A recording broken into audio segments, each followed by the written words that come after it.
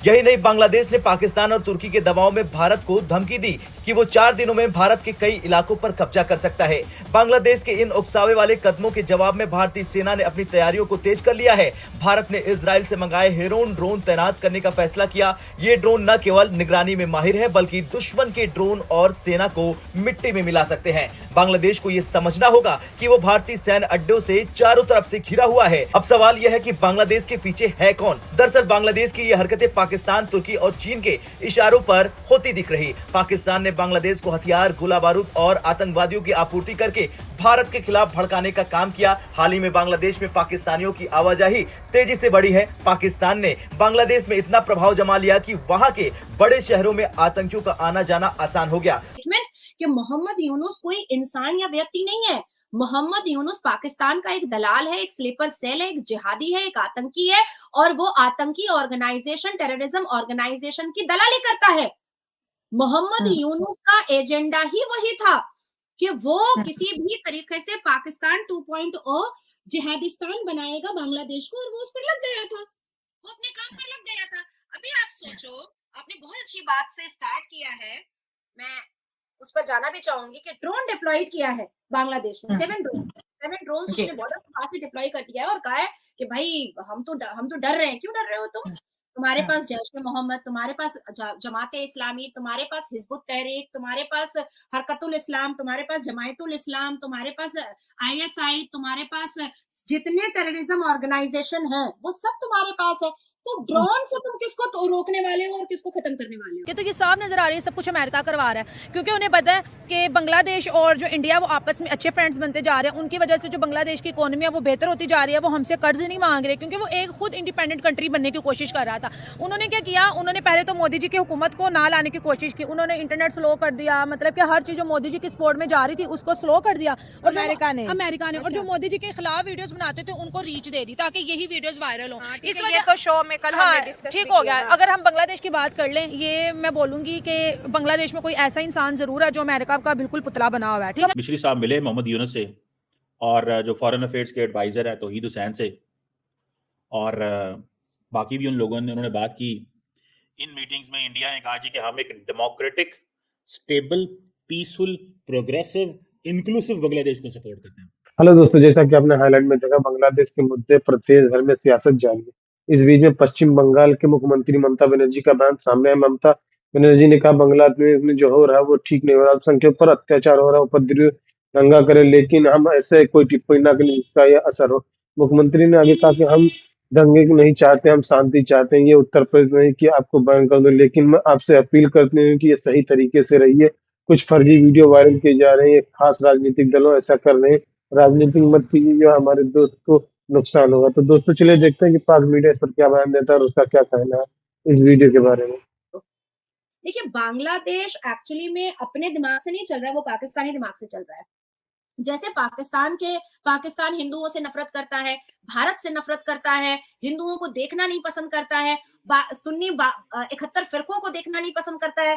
जैसे पाकिस्तान में एक एक करके हिंदुओं को खत्म किया गया, जैसे पाकिस्तान में एक एक मंदिरें खत्म कर दी गई, जैसे पाकिस्तान में एक एक गुरुकुल खत्म कर दिया गया, जैसे पाकिस्तान में शहीद भगत सिंह की समाधि तक को तोड़ने की बात आ गई, जैसे पाकिस्तान में हिंदुओं से नफरत करना स्कूल, कॉलेज, यूनिवर्सिटी में सिखाया गया, उसी तरीके से, उसी नक्शे कदम पर अब मोहम्मद यूनुस बांग्लादेश को चला करके जिहादिस्तान बनाने की कोशिश कर रहा है, और पाकिस्तान का छोटा भाई जिहादिस्तान। लेकिन अब मोहम्मद यूनुस को एक बात समझनी पड़ेगी कि ये जो ड्रोन है, ये भारत के लिए तो खटमल है भैया, भारत के लिए तो खटमल है। ये जो मैं अभी जहां पर बैठी हुई हूँ, वेस्ट बंगाल, कोलकाता में फोर्ट विलियम है एक, घर से आई थिंक 20 मिनट का डिस्टेंस है फोर्ट विलियम का। तो फोर्ट विलियम में जो मतलब वो रहते, ईस्टर्न कमांडो रहते हैं, वो अगर जरा सा ऐसे से ऐसे करेंगे ना, बांग्लादेश हग मुद देगा। ये सिर्फ कोलकाता का फोर्ट विलियम का ईस्टर्न कमांडो अगर सिर्फ मूव किया है, थोड़ा सा मूव किया है, तो मैं इस बात को बड़ी जिम्मेदारी से कह रही हूँ कि बांग्लादेश के ये जो 2 फुटिया 3 फुटिया मौलाना है, ये अपने सलवार में हगना और मूतना स्टार्ट करेंगे। अब आती है बात कि अभी मेरे पास जो लेटेस्ट खबर आई है, शायद इस पर किसी ने बात नहीं किया है, लेकिन मैं जरूर करना चाहूंगी आपके जी साथ। जरूर। बांग्लादेश को लेकर के सबसे ज्यादा हमने चर्चा की है। बांग्लादेश बॉर्डर गार्ड जो बीबीजी कहा जाता है, उसने इंडियन टेरिटरी पर एंटर किया है। क्यों अच्छा। एंटर किया है? आसाम में एक मंदिर है जो रेनोवेशन में हो रही है और उसको रोक रहा है, वो उसको रोक रहा है। अच्छा हुआ है कि पश्चिम बंगाल में बीबीजी ने एंटर नहीं किया, बांग्लादेश बॉर्डर गार्ड ने, नहीं तो पश्चिम बंगाल को सीधा बांग्लादेश में जोड़ दिया जाता। और पश्चिम बंगाल की जो सरकार है, उसमें जितने भी जिहादी आतंकी नेता हैं, वो तो हंसी हंसी कहते हैं कि तेरा मेरा रिश्ता क्या, ला इलाहा आजा गले, लग जा गले, क्योंकि ममता नहीं तो बनर्जी ममता बनर्जी कह रही हूँ, ममता बनर्जी ने तो ये तक है, बोल दिया कि ममता बनर्जी ने यहाँ तक बोला कि हमें बीएसएफ को इट्स राइट टाइम कि हमें बांग्लादेश भेजना चाहिए, वहां के हिंदुओं के लिए आवाज उठाई। और इसको भारत मीडिया के अंदर बहुत ज्यादा इस पे चर्चा की गई कि जिनको हमेशा कहा जाता है कि ये मुस्लिम सपोर्टर है, आज वो बांग्लादेश के हिंदुओं की सपोर्ट की बात कर रही है। नहीं, दीदी डर गई, दीदी डर गई। हाँ। दीदी देखिए कि वो तो अभी तक अपने आप को हिंदू बोलती है, ममता दीदी ने देखा कि अपने आप को अभी तक ब्राह्मण घर की बेटी बोलती है। तो ये जो जिहादिस्तान है, ये तो हम कलमा शेख हसीना का बड़ा चड्डी हवा में उड़ा दिया, तो इसको ममता बनर्जी का बड़ा चड्डी उड़ाने में कितना समय लगेगा? रत्ती बराबर समय नहीं लगेगा, वो तो और काफिर है भाई। ममता बनर्जी लाख सर पे दुपट्टा रख ले, लाख वो अफ्तार कर ले, लाख वो ईद की नमाज में चली जाए, लाख वो दुआ के लिए हाथ उठा ले ऐसे करके, लेकिन वो कहती तो है कि वो ब्राह्मण की बेटी है, वो हिंदू है। तो ये जो जैश ए मोहम्मद है, ये जो हिजबुत तहरीक है, ये जो हिफाजतुल इस्लाम है, ये जो हरकतुल इस्लाम है, ये जो जमाते इस्लामी है, क्या वो ममता बनर्जी ब्राह्मण को, क्या वो अपना मसीहा मानेगा? क्या वो अपना दोस्त मानेगा? कभी नहीं मानेगा। ये जो चिन्मय जो स्वामी जी हैं, महाप्रभु जो है आइस्कॉन टेम्पल के, इन्होंने मुसलमानों की बेटियों की शादी तक कराई, मुसलमानों को नौकरियां तक दिलाई, सैलाब में मुसलमानों के घर जा करके उसको खाना भी दिया, उन्होंने आस्तीन में सांप पाला, और आज देखिए कि उन्हीं वही चिन्मय प्रभु का गला काटने के लिए वही मुसलमान बांग्लादेश का खड़ा हुआ है। समझ आ गई? ये मिस्री साहब की बातें आपको बता रहा हूं। उन्होंने कहा है democratic, stable, peaceful, progressive and inclusive. Inclusive से मुराद यह है कि हसीना वाजिद की पार्टी को बीच में लें। ये नहीं फैसला होगा कि जी आप उनको निकाल दें। सो बेसिकली तो इंडिया बताने गया था कि आपको क्या करना चाहिए। इंडिया बताने गया था कि आपको क्या करना चाहिए, ये वो गए थे। अब इसमें आप बता दें कि क्या है और क्या नहीं है। सो इसमें आप देखें कि ये अगर जो बात उन्होंने की है कि हम जनाब विलिंग हैं, हम सारा कुछ करने को तैयार हैं, तो इससे आपको ये पता चल जाएगा कि वो बताने गए हैं कि तुमने इलेक्शंस ना कराए, तुम्हारे मुल्क में डेमोक्रेसी वापस ना आई, तुमने हसीना वाजिद को सपोर्ट उसको इंक्लूड ना किया, तो हमारी तरफ से कोई सपोर्ट नहीं होगी तब। और वो कहते हैं जी कि हम तुमसे अच्छे ताल्लुकात चाहते हैं, उसमें रिस्पेक्ट होनी चाहिए, सेंस और हमारी सेंसिटिविटी का ख्याल होना चाहिए। बेसिकली उन्होंने लफ्ज इस्तेमाल किया म्यूचुअल सेंसिटिविटी। इट मींस कि हम बांग्लादेश के ख्याल करेंगे, आप हमारा ख्याल।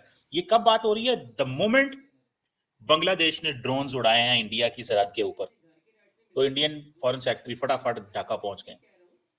ये काम जयशंकर साहब करते हैं, लेकिन अगर वहां पे कोई ऐसा सेटअप होता है, जयशंकर साहब समझते हैं कि हम इनको वो वैल्यू नहीं देते।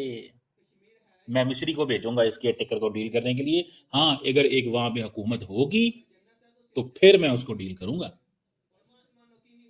और मजे की बात ये भी है कि बाकी जो development and all that, trade, connectivity, energy, इस तरह की चीजें आपको पता चलती रहती हैं। ये जो चीज है कि माइनॉरिटीज का ख्याल रखें, ये इंपॉर्टेंट बात हुई है। मोहम्मद यूनुस आए ना, इंटरिम सरकार तो है ना, जो मोहम्मद यूनुस है वो इसकी सबसे बड़ी एग्जांपल है। वही बांग्लादेश में सब कुछ करवा रहा है, क्योंकि वो बांग्लादेश का सगा नहीं है। जो सगी थी उनको उन्होंने निकाल के भेज दिया, और अब उनको भी डिमांड कर रहे हैं। तो पता नहीं बांग्लादेशी इतने मुझे ऐसा नहीं है कि ब्रिक्स कामयाब हो गया है शायद, इस वजह से अमेरिका दोबारा से प्रोटेस्ट, इसी वजह से तो उनको मिर्चें लगी है ना अमेरिका को, क्योंकि जो इंडिया इंडिया ना, वो तो अमेरिका की किसी बात पे एग्री करता नहीं है, ठीक है। इवन के अमेरिका खुद चाहता है कि हम इंडिया में आके इन्वेस्ट करें, ये करें वो करें। तो ब्रिक्स की जो मीटिंग हुई है उसमें चाइना देख लो, इंडिया देख देख लो और रूस को देख लो, वो जिस तरह से वो खुश हैं और जिस तरह से उन्होंने वो मीटिंग किया, जिस तरह से वो सक्सेसफुल हुए हैं, तो वो अमेरिका को बिल्कुल हजम नहीं हुआ। और देखो उसी मीटिंग के बाद आज बांग्लादेश में फिर तमाशा लग गया कि इनके प्रेसिडेंट को निकालो।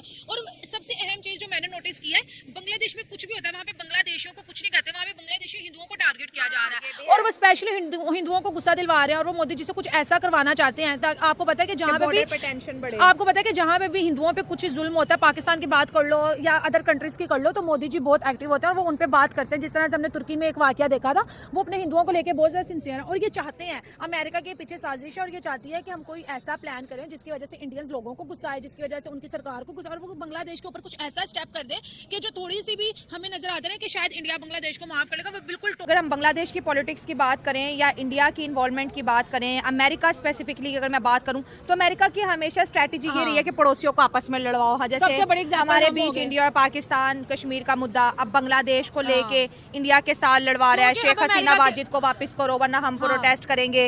मंदिरों पे अटैक, हिंदुओं पे अटैक, उनके फेस्टिवल्स के ऊपर अटैक, अब जो है प्रेसिडेंट के होम के ऊपर अटैक। तो ये किस टाइप के स्टूडेंट है? ये मैंने मुझे लगता है ये स्टूडेंट नहीं है, इन्होंने कुछ अपने ही लोग स्कूलों में भर्ती किए हुए हैं जिनको इन्होंने पूरा ट्रेन किया हुआ था कि हम इस टाइम ये सिस्टम करेंगे। और आपको पता है कि जब एक जगह दंगा होता है तो उसको देखते देखते लोग शौकियों में भी दंगा करना स्टार्ट कर देते हैं।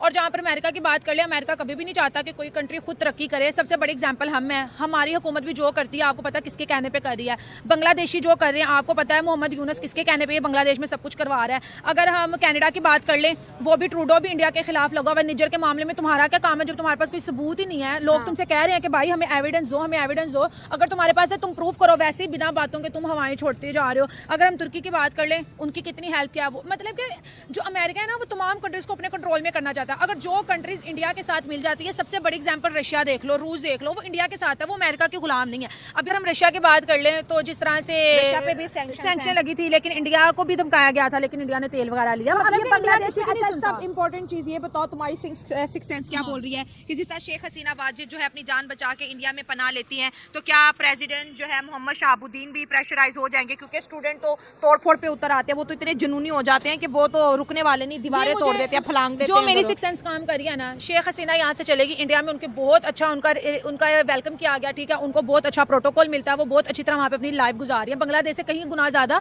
वो खुद को वहाँ पे सेव करी है। और अगर अपने ये प्रेसिडेंट को भी इस तरह से धमका रहे हैं, क्योंकि बांग्लादेशियों से किसी भी तरह का कुछ भी करवाया जा सकता है, ये हमने प्रोमो देख लिया था हसीना के इंडिया भी दौर तो में। अपने इन्वेस्टमेंट निकाल रहा है ना, तो इंडिया भी तो माफ नहीं करेगा। इंडिया क्यों एक ऐसी कंट्री में इन्वेस्ट करे जहाँ पे उनके हिंदुओं की इज्जत नहीं है, जहाँ पे बिला वजह के दंगे भड़काए जा रहे हैं? ऑब्वियसली इंडिया तो उनको सजा देगा और वो अपनी फैक्ट्रीज, गारमेंट्स की फैक्ट्रीज वो वहाँ पे ले गया। जो बांग्लादेश में थोड़ी सी बची थी वो भी इस दंगे के बाद चली जाएंगी, तो बांग्लादेश का हाल बिल्कुल वो कटोरे जैसा हो जाएगा। ये भी जहाँ जाएगा कटोरा लेके जाएगा कि मुझे भीख दे दो, और फिर मैं बोलूंगी वही अमेरिका को बोलो आके तुम लोगों की कंट्री हाई लेवल पे कर दे। और मुझे लगता है जिस तरह से अपने प्रेसिडेंट को धमका रहे हैं, तो जिस तरह से शेख हसीना चले गए, इसी तरह से इनके प्रेसिडेंट भी जाएंगे इंडिया में, क्योंकि सबसे सेफ जगह जो है ना वो इंडिया है। ना वो पैसे दे के अपने मेहमान को किसी दूसरे के हवाले करते हैं और ना वो किसी के प्रेशर में आते हैं। जो इंसान वहाँ पे जाता है वो वहीं पे रहता है जब तक वो खुद वहाँ से आगे शिफ्ट ना हो। तो सिंपल यही है कि इनको चाहिए कि खुद के बारे में सोचो, ठीक है? अगर खुद को तरक्की करवाना चाहते हो तो इंडिया का साथ दो, किसी के भी बहकावे में ना, और मोहम्मद यूनुस को बल्कि इनको निकालना चाहिए, ना कि दोस्तों, जैसा कि आपने वीडियो में देखा, सीएम ममता ने आगे कहा कि बहुत से लोग दूसरी तरफ से यहाँ आना चाहते हैं, लेकिन बीएसएफ निगरानी कर रहे हैं, हम इस पर कोई टिप्पणी नहीं करेंगे। सीमा हमारी चिंता का विषय नहीं है। मैं सभी से अनुरोध करती हूँ कि कोई भी ऐसा भड़काऊ बात ना कहें कि हम विदेश सचिव की मीटिंग पर निर्भर हो। हम दूसरी तरफ के बंगालियों को राष्ट्रीय बात करोड़ों के स्नेह की भावना दिखाए। बांग्लादेश के मुद्दे पर आगे बात करते हुए ममता बनर्जी ने कहा कि अगर कोई हमें अलग करने की आय प्रतिरोध कर रहा, तो जो अलग हो रहे हैं कि वे हम पर कब्जा कर लेंगे। मैं उनसे कहते हैं कि वे स्वस्थ रहे, ठीक रहे, पर आप कब्जे करेंगे और हम बैठकर लॉलीपॉप खाएंगे, ऐसा मत सोचिए। हम अविभाजित भारत के हैं, सबके लिए अविभाजित बंगाली देशी राजनीति से हमारे कोई लेना देना नहीं है। हम किसी के उकसावे में नहीं आना चाहते हैं। बता दें कि हमें अगले हफ्ते में पहले मुख्यमंत्री ममता बनर्जी ने प्रधानमंत्री नरेंद्र मोदी से बांग्लादेश से बात करने के आग्रह किया था। उन्होंने कहा था कि अगर पीएम मोदी बात करेंगे तो कोई दिक्कत नहीं, तो विदेश मंत्री बांग्लादेश से बात करें। उन्होंने कहा था कि हम किसी भी जाति और धर्म पर किसी तरह का अत्याचार निंदा करते हैं और बांग्लादेश में इस तरह चीजों पर चलती रही तो हमारे लोग को वापस लेने के लिए तैयारी के लिए जुटे। तो दोस्तों वीडियो कैसा लगा अपनी राय कमेंट बॉक्स में जरूर दें। वीडियो पसंद आए तो लाइक और सब्सक्राइब करना ना भूलें।